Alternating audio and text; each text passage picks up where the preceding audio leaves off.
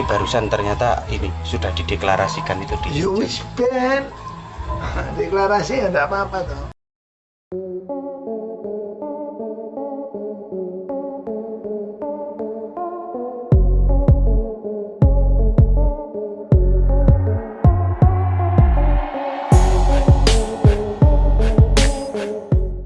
Ini barusan ternyata ini sudah dideklarasikan itu di Wis ben deklarasi ya enggak apa-apa toh. Tapi Saya fokusnya memenangkan kok. Ya jadi nggak ngurus deklarasi, nggak ngurus yang lain-lain kecuali ngurus konsolidasi memenangkan Ganjar Mahfud satu putaran. Untuk kecewa mboten Mas Wali menjadi cawapresnya Pak? Jadi kader militan itu nggak ada kata kecewa. Jadi kan jadi kader partai itu sudah saya beri pesan semua. Harus siap kecewa dan siap dikecewakan. Nah, udah siap kan aja melu kader PDI Perjuangan. Karir Mas Wali dimulai dari PDIP, tapi sekarang Oh itu hak dilindungi undang-undang. berarti otomatis Mas Wali keluar dari PDIP ya Pak? Ya sekarang ya otomatis toh kalau sudah dari partai A ke partai B kan ya berarti anggota partai B toh.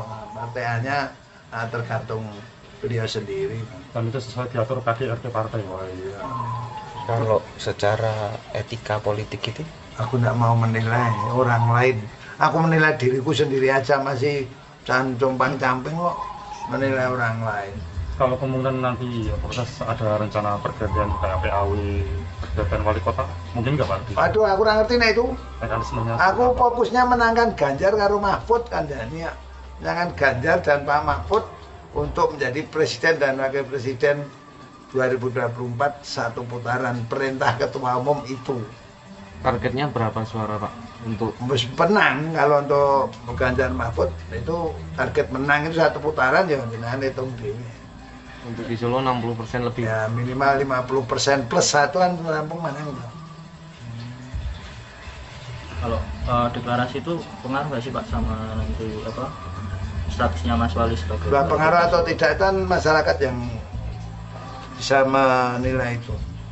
Tapi kan yang tugas saya kan merawat, mengelola kader-kader PDI Perjuangan untuk bergerak sat-sat, das-das menangkan Ganjar dan Mahfud MD.